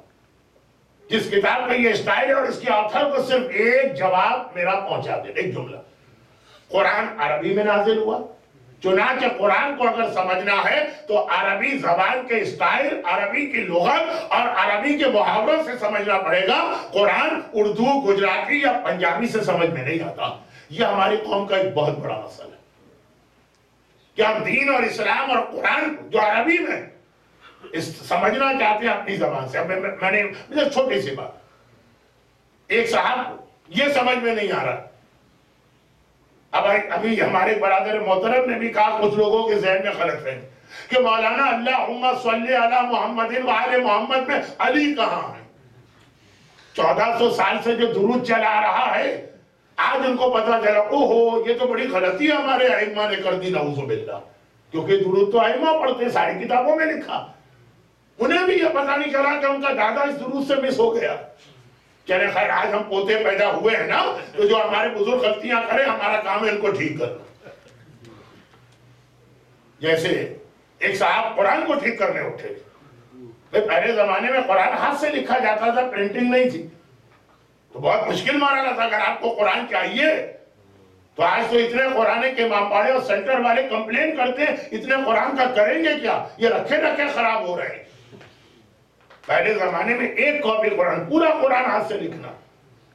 لیکن جن کو شوق تھا وہ پیسے دے کے پیمنٹ کر کے لکھواتے تھے, انہوں نے بھجوا دیا قرآن, جو اس کو کاتب کہتے تھے. ابھی تو کہ یہاں نوجوان آج بہت آ گئے کسی وجہ سے, اور میں دیکھ رہا ہوں کہ میری لینگویج ان کے لیے بڑی ڈیفیکلٹ ہو رہی ہے. اس لیے کبھی کبھار ایسا بچوں جیسا جملہ کہہ دیتا ہوں, اس کو دے دیا, کہا کہ اس کی کاپی کر کے لاؤ, اجرت ہو گئی. وہ کاپی کر کے لیا. انہوں نے کہا دیکھو یہ قرآن تھا, پوری توجہ کے ساتھ تم نے کاپی کیا نا, کہیں کوئی غلطی تو نہیں کر دی؟ ہمیں کیا پتا, ہم تو غلطی کر دی تو ہم غلط آیت پڑھتے جائیں گے. کہا کہ نہیں, کوئی غلطی نہیں, بس اس کے اندر ایک چیز غلط تھی تو میں نے اس کو خود ہی کریکٹ کر دیا. کیا غلط تھی؟ کہا توبہ توبہ, اللہ کا کلام جگہ جگہ اس میں شیطان کا نام آ رہا ہے. میں نے کہا اللہ کے کلام میں تو اتنا نجس اور اتنا کنڈیم والا نام نہیں آ سکتا. میں نے اس کو ٹھیک کر دیا. انہوں نے پوچھا کیا ٹھیک کیا؟ کہا کہ قابل احترام کتاب ہے, جہاں جہاں لفظ شیطان لکھا تھا اس کو نکال کے میں نے آپ کے باپ کا نام شامل کیا. تو اب یہ کریکشن یاد رکھیے کہ شیطان جب قرآن میں لکھا ہو تو بغیر وضو کے آپ شیطان کو بھی ہاتھ نہیں لگا سکتے. جو قرآن کے اندر شیطان آیا بغیر وضو کے, کیونکہ دنیا کے بعض علاقوں میں رواج ہے کہ کچھ نام کاغذ پہ لکھ کے اس کو جوتیوں سے پیٹا کرتے ہیں جس میں شیطان کا نام بھی آتا. لیکن جب قرآن میں لکھا بغیر وضو کے ہاتھ لگانا حرام. لیکن یہ نتیجہ ہوتا قرآن کو اردو میں سمجھنے کا. اب اللہم صلی علی محمد و آل محمد, ارے توبہ توبہ, چھٹے امام کا ذہن اس طرف نہیں گیا کہ میرا دادا تو اس ضرورت میں آ ہی نہیں رہا, چنانچہ ہم بڑھا دیں گے.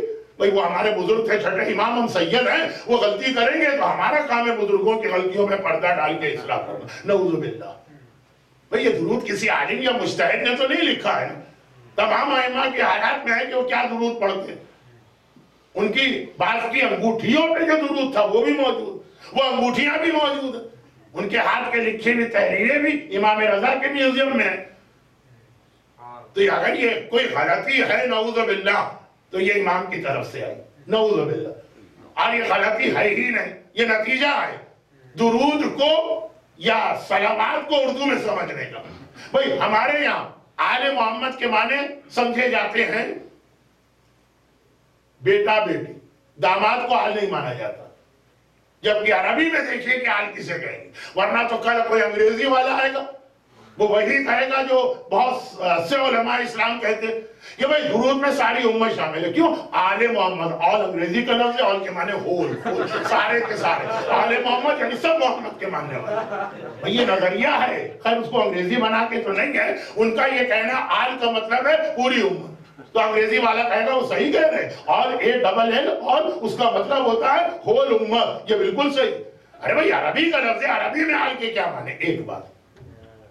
اور دوسری بات, بہت ہی مختصر میں اس لیے کہہ رہا ہوں فاطمہ کے لقب تک آپ کو لے جانا.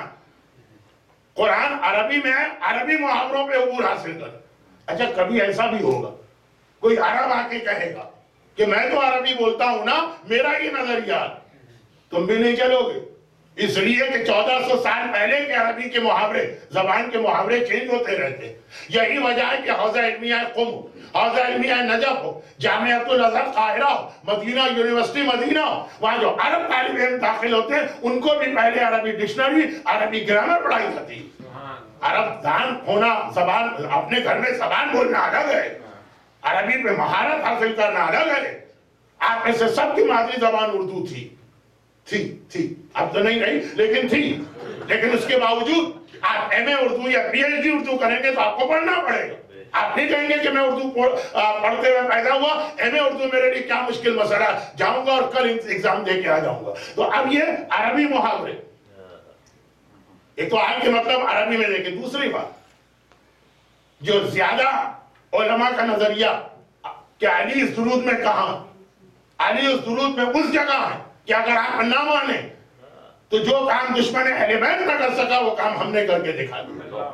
کہاں ہے علی اس درود میں؟ علی اس درود میں محمد کے اندر, محمد کا جز ہے, محمد کا حصہ ہے. کیونکہ آیہ مباہلہ میں قرآن نے کہا وَقُلْ تَعَالَوْا نَدْعُ أَبْنَاءَنَا وَأَبْنَاءَكُمْ وَنِسَاءَنَا وَنِسَاءَكُمْ وَأَنفُسَنَا وَأَنفُسَكُمْ. نفس محبت ہے علی, جہاں محمد کا لفظ آئے گا نفس خود بخود اس کے اندر شامل ہے. نعرہ حیدری, نعرہ صلوات. یہ 8ویں امام کا جواب ہے جو مامون رشید کو دیا. یعنی سمجھئے کہ میں نے کوئی بات بنائی 8ویں امام نے, کہ جب اس نے اعتراض کیا تھا کہ علی کی اولاد رسول کی اولاد کیوں کہلاتی ہے. ایک چچا کے بیٹے آپ ہیں ابو طالب, دوسرے چچا عباس سے ان کے بیٹے ہم, ہماری اولاد تو رسول کی اولاد نہیں, تو آپ بھی تو چچا کے بیٹے ہیں.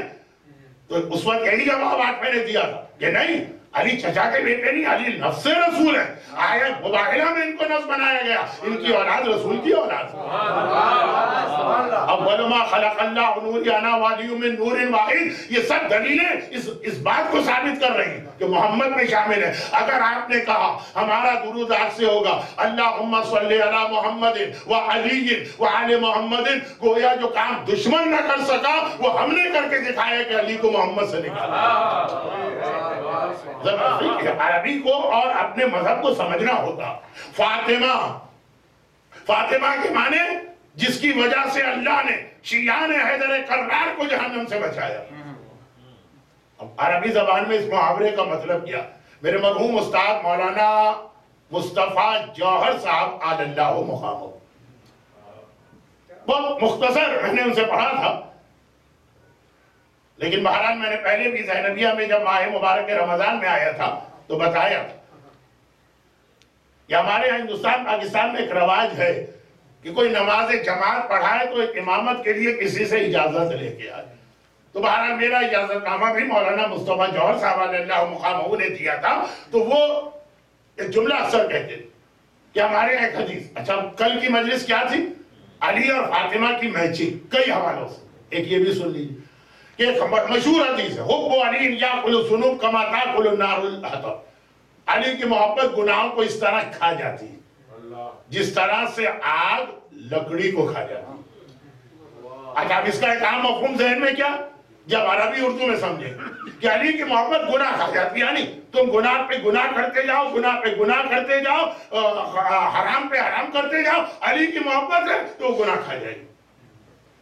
یہ تو مطلب ہی نہیں. جب آگے یہ جملہ بھی آ گیا کہ آگ لکڑی کو کھا جاتی ہے, علی کی محبت گناہ کھا جاتی ہے, اس کا مطلب کیا ہے؟ جس کے دل میں علی کی محبت آ گئی اب اس کے بعد وہ گناہ کرے گا ہی نہیں, اس کے گناہ خود بخود ختم ہونے لگیں گے. کل تک شرابی تھا, علی والا بن گیا, شرابی نہ رہا. کل تک بے نمازی تھا, علی والا بن گیا, نمازی بن گیا. کل تک بے حجاب عورت تھی, علی والی بن گئی, اب حجاب کرنے لگے گی. کل تک مکس گیدرنگ میں بڑے شوق سے جاتا تھا, علی والا بن گیا, چھوٹ جائے گی یہ عادت. کل تک گانا سنتا تھا, علی والا بن گیا, چھوٹ جائے گا یہ گناہ.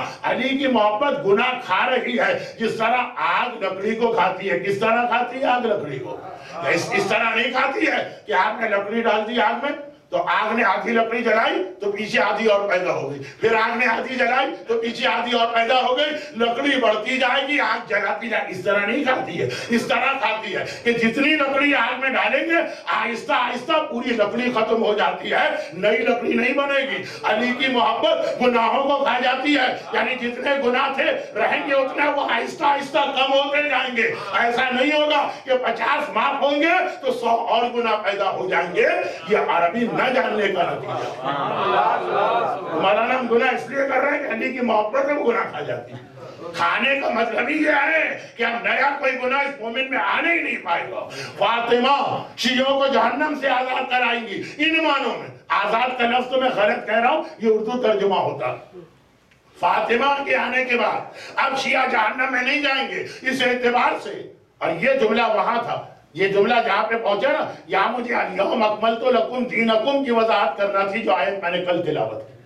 اتنے بڑے مجمع میں کسی نے مجھ سے نہیں پوچھا تھا کل کہ مولانا آیت تو آپ نے الیوم کی تلاوت کی، مجلس میں تو اس کا کوئی ذکر ہی نہیں آیا، وہ یہ آنا تھا۔ مجھے یاد، آپ بھول جاتے ہوں گے، مجھے یاد۔ کل آپ کو مجھ پہ رحم بھی آ رہا ہوگا، اتنے تھکے ہوئے، اتنا لمبا سفر، اتنی لمبی فلائی، 6 بجے گھر پہنچے، 9 بجے ممبر پہ آ گئے، لیکن بہرحال آپ نے پوچھا کہ نہ پوچھا، یہ جملہ تھا، اس کی وضاحت آج نہیں ہوگی کیونکہ وقت بہت زیادہ میں نے لے لیا، وضاحت کل ہوگی۔ لیکن میں نے پیغام دے دیا کہ ابھی الیوم کا پیغام آنے والا، اس کو یہ جو فاطمہ کا لقب ہے، اس کو فاطمہ کے آنے کے بعد شیعہ جو ہے وہ جہنم سے دور ہو گئے۔ کہا کیوں؟ کہا اس لیے دور ہو گئے کہ فاطمہ کے آنے سے پہلے شاید پوری امت کے لیے کوئی ایسا رول ماڈل نہ ہو کہ عبادتیں کس طرح کی جاتی ہیں۔ فاطمہ کے آنے کے بعد ایسا رول ماڈل شیعوں کے سامنے آ گیا، فاطمہ کو دیکھتے جائیں گے، سوچیں گے جس بیوی نے ٹوٹی ہوئی پسلیوں میں نماز پڑھی تو ہم اپنے ایئر کنڈیشن بیڈ روم میں نماز قضا کر دیں، یہ کیسے ہو سکتا ہے؟ جس بیوی نے 8 وقت فاقہ کیا ہم اپنے رمضان کے روزے چھوڑ دیں، یہ کیسے ہو سکتا ہے؟ جس نے بہت چھوٹا سا جملہ، مومنہ شہزادی ہمارے پاس کتنا سونا آئے تو ہم کو زکوٰۃ دینا واجب۔ زکوٰۃ اور خمس میں کئی فرق ہے، ایک فرق یہ بھی، آپ کے پاس اگر 10 سینٹ بھی ہے تو آپ کو زکوٰۃ دینا ہے، خمس دینا ہے سال کے آخر۔ زکوٰۃ ایسا نہیں، منیمم ایک اماؤنٹ ہونا چاہیے 20 دینار۔ اور سونے کے لیے شرط ہے کہ زیورات نہ ہو، زیورات پہ زکوٰۃ نہیں۔ تو خیر کتنا سونا ہو، اب آج ہم کو پتا ہے 20 دینار، تو شروع اسلام ہے، شہزادی کا زمانہ ہے، کتنا پوچھا شہزادی نے، دریافت کیا۔ یہ سوال کس کے لیے پوچھ رہی ہو؟ اپنے لیے کہ میرے لیے؟ شریعت تو ایک شریعت، جو آپ کے لیے وہ ہمارے لیے کا فرق۔ کہا تو دونوں کا جواب بتائیے۔ کہا تیرا جواب یہ ہے کہ تیرے لیے 20 دینار سونا ہو تو زکوٰۃ دینا، 19 بھی ہو جائے تو زکوٰۃ نہیں۔ اور ہمارے لیے یہ شریعت کہ 20 دینار سونا گھر میں بچا کیسے کہ زکوٰۃ کی بات آ گئی۔ ہمارے ہاں تو جو صبح کو آتا ہے سارا کا سارا راہ خدا میں شام سے پہلے دے دیا جاتا ہے۔ مومن نے دیکھا رول ماڈل، فاطمہ کے گھر کے اندر، فاطمہ کے گھر میں 1 دینار نہیں ہے تو کم سے کم ہم $100 میں $20 خمس دے کے 80 تو رکھ سکتے ہیں۔ فاطمہ ایسا رول ماڈل بن کے آ گئی۔ راحت و آرام میں عبادت کرنے والے فاطمہ کے فاقوں کو دیکھیں، فاطمہ کے گھر کی غربت کو دیکھیں، فاطمہ کے پہلو کے کوڑے کو دیکھیں، خود بخود دل چاہتا جائے گا کہ ایسی عبادت کرو چنانچہ فاطمہ کو فالو کرو گے جہنم کی آگ تمہارے لیے ٹھنڈی ہوتی جائے گی۔ یہ مطلب نہیں ہے فاطمہ کا کہ جان بوجھ کے گناہ کرو۔ پھر شہزادی کچھ پرسنٹ تو یقیناً ہماری مدد کریں گی، لیکن اگر 100%۔ اور بس ایک جملہ کہہ دوں بہت جلدی، میں بات کو سمیٹ نہیں پایا لیکن بس اب بہت وقت ہو گیا، ایک جملہ اور ساری چیزیں تو ایک طرف چھوڑی۔ جب 2 واقعات ایسے آئیں گے، ایک شہزادی کی شہادت سے کچھ پہلے کا اور ایک شہزادی کی شہادت کے کچھ بعد کا۔ کل کی جو مجلس ہماری تھی اس میں 2 کی میں نے کافی میچنگ بنائی تھی۔ آج منزل مسائب میں پیغام کے ذریعے ایک شہادت سے کچھ پہلے کا، ایک شہادت کے کچھ بعد۔ جب یہ 2 واقعات ہمارے سامنے آئیں گے تو شاید پھر کوئی مومنہ کم از کم حجاب کا مذاق تو نہ ہو رہا ہے، اور ہو سکتا ہے کسی کی سمجھ میں آ جائے تو حجاب بھی کرے۔ نماز، فاطمہ کے گھر کے فاقے سے روزہ، فاطمہ کے گھر میں 1 دینار شام تک نہیں ٹھہرتا، اس سے زکوٰۃ و خمس۔ فاطمہ کی شہادت سے کچھ پہلے اور شہادت کے کچھ بعد. یہ دو جملے بہت مشہور ہیں، اس لیے میں اس کی تفصیل میں نہیں جا رہا، یہی مسائل. لیکن اس سے پہلے اس کی تمہید میں صرف ایک سوال آپ کے سامنے رکھنا. کہیں ماتم ہو رہا، یعنی ایک تو کربلا والوں کا ماتم، یا چلے اپنے گھر والوں کا کوئی ماتم کر رہا ہو، کسی کا باپ مر گئے، کسی کا شوہر مارا گیا، کسی کا جوان بیٹا مارا گیا اور رو رہا. اور اس رونے کے ماحول میں اگر ایک دم سے کوئی ہنسنے لگے، کتنا عجیب لگتا ہے، کتنا آکورڈ لگتا ہے. چلے کبھی کوئی ایسی بات ہو جاتی ہے کہ ہنسنے کو دل جاتا ہے، ہنسی آ بھی جاتی ہے، فوراً آدمی کنٹرول کرتا ہے، کوئی ایسی بات بھی نہ ہو. اہل بیت کا ماتم ہو رہا ہو، اس میں اگر کوئی ہنسنے لگے، رسول خدا کا ماتم ہو رہا ہو اور ماتم کرنے والے ہم اور آپ جیسے عام آدمی نہ ہو، فاطمہ جیسی معرفت والی بیٹی اور وہ ماتم کو روک کے ہنسنے لگے، دو چیزیں جمع نہیں ہوں. اگر مسکرا رہی ہیں تو اس کا مطلب یہ ہے کہ اتنی دیر کے لیے ماتم رکا ہوا. ایک سوال یہ ہے کہ چاہے میں نے مانا 30 سیکنڈ کے لیے بھی فاطمہ نے اگر اپنے بابا کا ماتم روکا تو وہ کتنی اہم چیز ہوگی جس کے لیے فاطمہ جیسی ماتم کرنے والی نے رسول جیسے باپ کا ماتم روکا. ایک یہ جملہ. دوسرا یہ تابوت، یہاں تو خانوں میں ہوتا ہے لیکن ہمارے جلوس میں بھی نکلتا ہے. شبیہ ہے، کوئی آدمی تابوت کو کندھا دے رہا ہے اور ایک تو یہ ہے کہ چینج ہوتے رہتے لوگوں، کسی وجہ سے اس کو چھوڑ کے گیا. شاید مثال اچھی نہ ہو، میں اور بالکل سیدھا براہ راست جملہ کہیں، فاطمہ کی میت کے جنازہ جا رہا اور اگر کوئی اس جنازے کو چھوڑ کے آ جائے اور عام آدمی نہ ہو، علی جیسا صاحب معرفت، تو کتنا اہم کام ہوگا جس کے لیے فاطمہ کی میت کو چھوڑ دیا گیا. اول تو فاطمہ کی میت پہ کندھا دینے والے ہی کتنے تھے. شہزادی کی وصیت تھی کسی ظالم کو نہیں آنے دینا. خالی ظالم پہ پابندی نہیں تھی، لعن اللہ ظالمت کا ولعن اللہ سمیت فراغت، وہ بھی مجرم مدینے والے. یہ سارے مظالم دیکھ رہے ہیں، سن رہے ہیں اور خاموش ہیں اور راضی. تو بہت ہی مختصر لوگ. انہیں میں بھی کندھا دینے والوں میں محرم صرف 3 تھے، علی، حسن، حسین. نامحرم کندھا دے سکتا. آپ کو معلوم ہوگا نا کہ جب شہزادی کو قبر میں اتارا جا رہا تھا تو علی اکیلے محرم تھے. لیکن یہ بات کل آئے گی کیونکہ کل شہادت کے مسائل پڑھوں. ابھی صرف یہ ہے کہ اس مختصر سے مجمع کے ساتھ علی تابوت لے کے نکلے، میت لے کے نکلے اور بیچ میں میت چھوڑ کے آ گئے. تھوڑی دیر کے لیے صحیح، آدھا منٹ، لیکن وہ کیا اہم ترین کام تھا جس کے لیے آدھے منٹ کے خاطر، آدھا منٹ ہی صحیح، تابوت فاطمہ کو چھوڑا ہے. شبیہ تابوت نہیں، اصل تابوت. یہ 2 سوال، ان 2 کے مشہور جواب، اور یہی آج کے مسائل. اسماء بنت امیس گھر والی ہے. رسول کے وفات کے بعد سے لے کر یہی تاریخیں تھی، بس یہ پہلی دوسری جماعت حصہ. فاطمہ کو 90 دن ماتم کرتے دیکھا. آج دیکھا کہ فاطمہ ماتم تو کر رہی ہے مگر چہرے پہ پریشانی، اور یہ پریشانی وہ مصائب سے ہٹ کر ہے. گھر والی ہیں، اندازہ ہو گئے. کہا شہزادی اس وقت آپ پریشان بھی نظر آ رہے ہیں. اب یہ شہزادی وہ ہیں کہ جن کی بیٹی عالمہ غیر معلمہ ہے. فاطمہ کے علم کا کیا کہنا، مصحف فاطمہ سے کوئی پوچھو. تو یہ جملہ فاطمہ کا اپنے لیے نہیں ہے جو کل میں نے 2 جملے کہے کہ جن کے سامنے کہے گئے، اصل ان کے لیے نہیں ہے، کسی اور کے لیے. یہ جملہ فاطمہ کے لیے نہیں ہے، یہ اس حجاب کے پیچھے بیٹھنے والی اور مومنات کے لیے ہے جو آج کے مجلس میں ہے، اور ان مومنین کے لیے ہیں جو میرے سامنے. فاطمہ نے کہا کیا ہے اسماء، عرب جس طرح اپنی عورتوں کا جنازہ کتنی مشہور روایت، جنازہ اٹھاتے اس پہ کتنی بے حجابی ہوتی.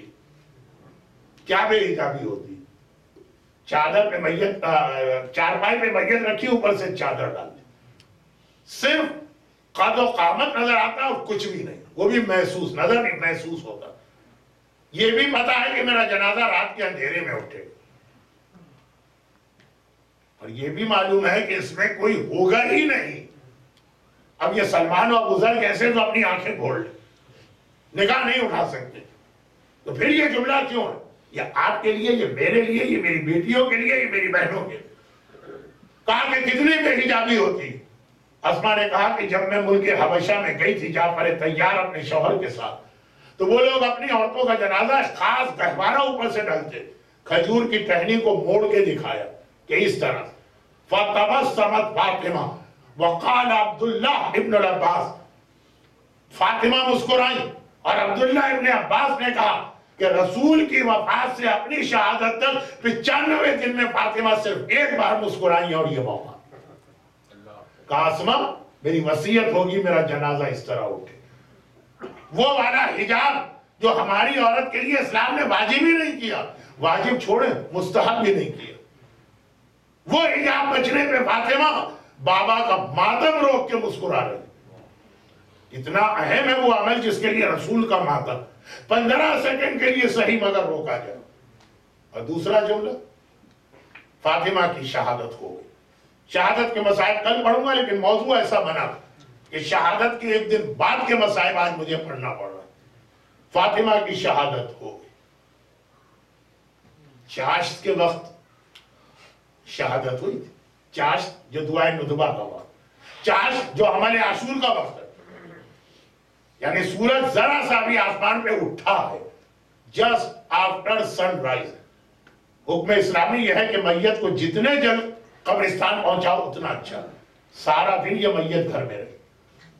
آپ کو بھی پتا ہے مجھے بھی کہ جتنی دیر میت گھر والوں کے سامنے رہی اتنا غم بڑھتا جائے گا۔ حسن ہے، حسین ہے، زینب ہے، کلثوم، مگر تاریکی شب کی وجہ سے پورا دن انتظار کرنا ضروری ہے، یہاں تک کہ رات کا اندھیرا چھا گیا، آدھی رات کا وقت، آدھی رات۔ اور علماء دلیل یہ بھی لاتے ہیں شہزادی کی شہادت کی تاریخ یہ ہے 3 جمادی الثانی، کہ اتنا اندھیرا تھا کہ ہاتھ کو ہاتھ سجھائی نہیں دیتا۔ وہ 75 ڈیز والی روایت سے 14 تاریخ بنے گی جو فل مون کی نائٹ ہوتی ہے، چاند کی روشنی، اللہ یہ کہ بادل آ جائے۔ اور اس 95 کے اعتبار سے دوسری تاریخ کا چاند ہے جس میں اندھیرا اتنا ہی ہوگا۔ تو یہ جو لفظ ہے کہ اتنا اندھیرا تھا، اور ایک بار حجرہ سیدہ سے جنازہ نکلا، میرا مولا یہ جنازہ لے کے چل رہا، حسن ساتھ ہیں، حسین ساتھ ہیں، وہ 6 یا 7 اصحاب باوفا نگاہیں نیچے کیے باہر کھڑے۔ ابھی میرا مولا میت کو لے کے چند قدم چلا ہوگا کہ کان میں کسی بچی کے رونے کی آواز آئی۔ مولا نے مڑ کے دیکھا، ننھی زینب اپنے پورے حجاب کے ساتھ، زینب ابھی 6 سال سے بھی کم کی ہے، جس میں حجاب واجب ہی نہیں ہے، شاید مستحب بھی نہیں ہے، اور پورے حجاب کے ساتھ، اور رات کا اندھیرا ہے۔ ایک بار ماں کی میت کو جاتے دیکھا، اماں میرا آخری سلام لیتی جا، اماں الوداع، اماں خدا حافظ، یہ کہتے کہتے ایک قدم حجرے کے دروازے سے باہر گلی میں آ گئی۔ رات کے اندھیرے میں پورے حجاب کے ساتھ 6 سال کی زینب، بس علی نے دیکھا یہ زینب کے رونے کی آواز ہے۔ میرے مولا نے آواز دی، بیٹا حسن حسین ماں کا جنازہ لے کے چلو، میں ابھی آتا ہوں۔ یہ کہہ کر میرے مولا نے تھوڑی دیر کے لیے صحیح فاطمہ کا جنازہ چھوڑ دیا اور آئے زینب کے سر پہ ہاتھ پھیرا، زینب بیٹی ابھی تیرا غیرت مند باپ زندہ ہے، وہ یہ برداشت نہیں کر سکتا، اس کی زندگی میں اس کی بیٹی رات کے اندھیرے میں صحیح گھر سے باہر آ جا، بیٹی گھر میں چلی جا۔ یہ چادر زینب اور یہ حجاب زینب تھا جس کو بچانے کے لیے، جس کا پیغام دینے کے لیے علی نے فاطمہ کا جنازہ چھوڑ دیا۔ زینب حجرے میں گئی، علی جنازہ لے کے گئے، اللہ جانتا ہے کہاں دفن کیا، 40 جگہ نشان قبر بنائے۔ ایک بار واپس آئے تو فجر کی اذانیں ہونے والی تھی، جیسے ہی حجرے میں داخل ہوئے زینب نے تڑپ کے بابا کے دامن کو تھاما، بابا آپ میری اماں کو کہاں چھوڑ کے آئے میری ماں کہاں ہے؟ ارے حسن اور حسین کتنے خوش قسمت ہیں، اماں کی قبر کی زیارت کر کے آئے، میں تو ماں کی قبر بھی نہ دیکھ سکی، بابا مجھے ایک بار صحیح ماں کی قبر پہ لے جائیں۔ شیعہ فقہ میں عورت کا قبر پہ جانا حرام نہیں ہے، مولا نے کہا زینب گھبرا نہیں، میں تجھے قبر پہ لے جاؤں گا۔ بس خوشی کے عالم میں کہا بابا تو میں چلوں؟ کہا بھی نہیں، فجر کی اذان ہو رہی ہے، لوگ گھروں سے نکل آئے ہیں، چہل پہل شروع ہو گئی ہے، علی کی غیرت برداشت نہیں کر سکتی، اس حالت میں اپنی حجاب والی زینب کو لے کے گھر سے باہر نکلے۔ حجاب والی زینب بھی گھر سے باہر نہیں جائے گی، انتظار کر، کل آدھی رات کا وقت آئے گا، میں تجھے لے جاؤں گا۔ اللہ، زینب نے یہ پورا دن کس بے چینی کس بے قراری سے گزارا، دن گزرا، مغرب ہوئی، عشاء ہوئی، بار بار کہتی ہے بابا اب تیار ہو جاؤں، بابا اب تیار ہو جاؤں۔ ایک بار علی کہتے نہیں، ابھی بھی اکا دکا لوگ گلیوں میں چل رہے، آدھی رات کا وقت آیا۔ ایک بار حجرہ فاطمہ سے عجیب قافلہ نکلا، 1 سال پہلے بھی یہاں سے قافلہ نکلا تھا میدان مباہلہ جانے کے لیے، آگے رسالت، پیچھے امامت، درمیان میں زہرا۔ آج حالت بدل گئی، آگے امامت علی کی شکل میں ہے، پیچھے پیچھے حسن چل رہے، درمیان میں زہرا کی وارث 6 سال کی زینب پورے حجاب کے ساتھ ہے، پہلو میں حسین ہے۔ علی چلے، زینب چلی، حسن پیچھے آئے، حسین برابر میں ہے۔ چلتے چلتے وہ جگہ نظر آنے لگی جہاں پہ قبر سیدہ تھی، ایک چراغ جل رہا ہے۔ حسن نے دیکھا، دوڑ کے آگے بڑھے، حسین نے دیکھا، تڑپ کے آگے بڑھے، دونوں نے اپنے آپ کو ماں کی قبر پہ گرایا۔ اماں تیرے بیٹے تجھے سلام کرنے آئے ہیں، اماں اپنے حسن کا سلام لے، اماں اپنے حسین کا سلام لے۔ زینب زینب وہ جو کل سے تڑپ رہی ہے، بھائیوں سے زیادہ جلدی سے ماں کی قبر پہ جانا چاہا۔ علی نے ہاتھ پکڑ لیا، علی نے کہا نہیں زینب تو نہیں جائے گی، زینب ٹھہر جا۔ گھبرا کے کہا بابا آپ مجھے کو لے کے تو آئے ہیں اور مجھ کو روک دیا۔ کہا ایک لمحے ٹھہر جا۔ آواز دی حسن بیٹا یہ چراغ گل کر دے، یہ چراغ بجھا دے۔ چراغ بجھایا گیا۔ کہا زینب اب چلی جا۔ زینب نے کہا بابا تو آپ نے پہلے کیوں روکا تھا؟ کہا زینب بے شک آدھی رات ہے، سناٹا ہے، لوگ گھروں کے اندر ہیں، لیکن علی ڈرا کہیں کوئی مسافر غلطی سے یہاں سے نہ گزر جائے اور چراغ کی روشنی میں اس کی نگاہ میری زینب پہ نہ پڑ جائے، یہ علی برداشت نہیں کر سکتا۔ چراغ گل کر کے زینب کو بھیجا گیا۔ مولا بس اب تک میں آپ کے چاہنے والوں کے سامنے مصائب پڑھ رہا تھا، اب ایک جملہ آپ سے کہنا ہے۔ 11 ہجری ہے، شہر مدینہ ہے، قبرستان ہے، رات کا اندھیرا ہے، زینب پورے حجاب کے ساتھ ہے۔ اتنا خیال 50 سال بعد آئیے، 61 ہجری ہے، شہر کوفہ ہے، روزے روشن ہے، چمکتا سورج ہے، بلوہ عام ہے، نامحرم ہے، اور زینب کے سر پہ بھی چادر نہیں ہے۔ یہاں حجاب بچایا، ارے وہاں آئیے۔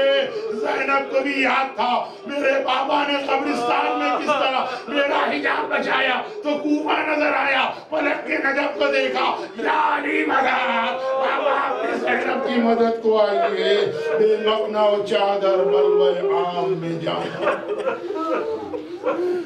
الا ولعنت اللہ علی اعدائہم اجمعین۔ پروردگارہ اس مجمع میں جو میرے مولا علی، میری شہزادی فاطمہ، ہم سب کی شہزادی زینب کبریٰ کے ان مصائب میں گریہ کر رہا ہے اور آنسو بہا رہا، ان کے آنسوں اور صدائے گریہ کا واسطہ ان کو اور ان کے گھروں اور گھر والوں اور اولادوں کو دنیا اور آخرت کی ہر پریشانی سے محفوظ فرما۔ خدا بندہ ان مصائب اہل بیت کا واسطہ، اہل بیت کے غم کے سوا ہمیں کوئی غم نہ عطا کر۔ جو پریشان حال یہاں بیٹھے ہیں، حلال مشکلات کی اس پریشانی کا واسطہ ان کی پریشانیوں کو دور کر دے۔ جو روزگار کی پریشانی میں مبتلا ہیں، فاطمہ کے گھر کے آٹٹ پہر کے فاقوں کا واسطہ خدا بندہ ہر مومن اور مومنہ کو روزگار کی ہر پریشانی سے محفوظ فرما۔ خدا بندہ ٹوٹی ہوئی پسلیوں اور پہلو شکستہ والی فاطمہ کی بیماری کا واسطہ ہمارے تمام بیماروں کو شفاء کاملہ عطا فرما۔ خدا بندہ لیکن جس اسلام کے لیے قربانی دی گئی، ہمیں اس پہ خود عمل کرنے اور اپنی اولاد کی صحیح دینی تربیت کرنے کی توفیق عطا فرما، اور ان مظالم کے انتقام کے لیے فرزند زہرا وارث معصومین اپنی آخری حجت امام زمانہ کے ظہور میں تعجیل۔